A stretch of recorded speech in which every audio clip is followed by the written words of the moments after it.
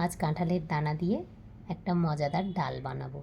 তার জন্য আমি কাঁঠালের দানা অনেক দিন ধরে জমিয়ে রোদে দিয়ে দিয়ে শুকনো করে রেখেছি।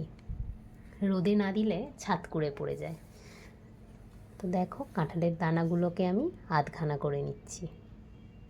সব দানাগুলোকে আগে আধখানা করে নিই, তারপর উপরের যে সাদা খোসাটা আছে আমি সেগুলো ফেলে দেবো।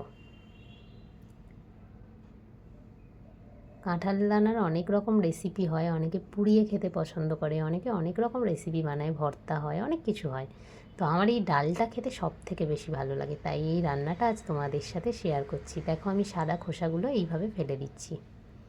শুকনো করে রেখেছি বলে খোসাগুলো খুব তাড়াতাড়ি উঠে যাচ্ছে। এইভাবে আমি সব দানাগুলোকে ছাড়িয়ে নেব আগে। দেখো, সব ছাড়ানো হয়ে গেছে, একটু সময় লেগেছে কিন্তু হয়ে গেছে। এবার একটা কুকার নিয়েছি, দানাগুলোকে ভালো করে ধুয়ে কুকারের মধ্যে দিয়ে দেব।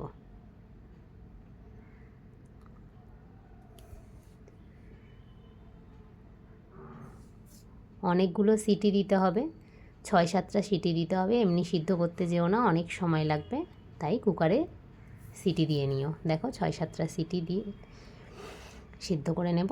এবার একটা বাটির মধ্যে জল দিয়েছি, তারপর দিয়ে দিচ্ছি হলুদ গুঁড়ো, ধনের গুঁড়ো, লঙ্কার গুঁড়ো, জিরের গুঁড়ো, স্বাদ অনুযায়ী মিষ্টি আর স্বাদ অনুযায়ী নুন।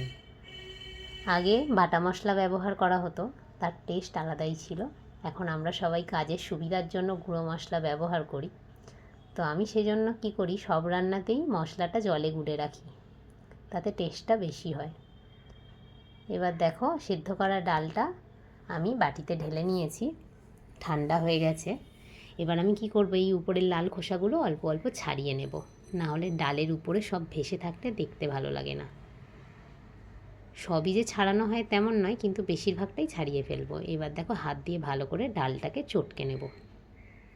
দেখো, চটকে নিয়েছি আমি। এবার একটা পাত্র গরম করে তার মধ্যে সর্ষের তেল, তারপর দিয়ে দিচ্ছি একটা তেজপাতা, একটা শুকনো লঙ্কা আর গোটা গরম মশলা, আর দিয়ে দেব জিরে। ফোড়নটা ভাজা ভাজা হলে একটা পেঁয়াজ বেটে রেখেছি, সেটা এর মধ্যে দিয়ে দেব। আমার পেঁয়াজটা বড় সাইজের ছিল, ওই জন্য একটা দিয়েছি, তোমরা চাইলে দুটো দিতে পারো। এবার দেখো, এর মধ্যে নারকেল কুচি দিয়ে দিলাম, দিয়ে ভালো করে ভেজে নিচ্ছি। পেঁয়াজ ভাজা হলে এর মধ্যে আদা রসুন বাটাটা দিয়ে দিতে হবে, দিয়ে ভালো করে মশলাটা ভেজে নিতে হবে।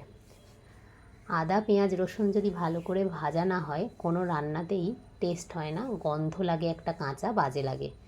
তো দেখো, আমি ভালো করে ভেজে নিয়েছি। এবার যে পেস্ট বানিয়ে রেখেছিলাম সেটা দিয়ে ভালো করে কষাবো, যাতে কাঁচা মশলার কোনো গন্ধ না থাকে।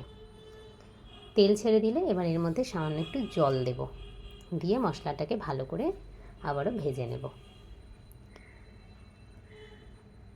দেখো, মশলাটা প্রায় ভাজা হয়ে গেছে। এবার আমি যে ডালটা চটকে রেখেছিলাম সেটা এর মধ্যে দিয়ে নেড়ে চেড়ে নেব, তারপর ডালটাকে ফুটতে দেব। দেখো, ডাল ফুটছে। এবার বাটি ধোয়া জল দিয়ে তারপর একটু গরম মশলা দিয়ে দিলেই তৈরি হয়ে গেল কাঁঠাল দানার ডাল।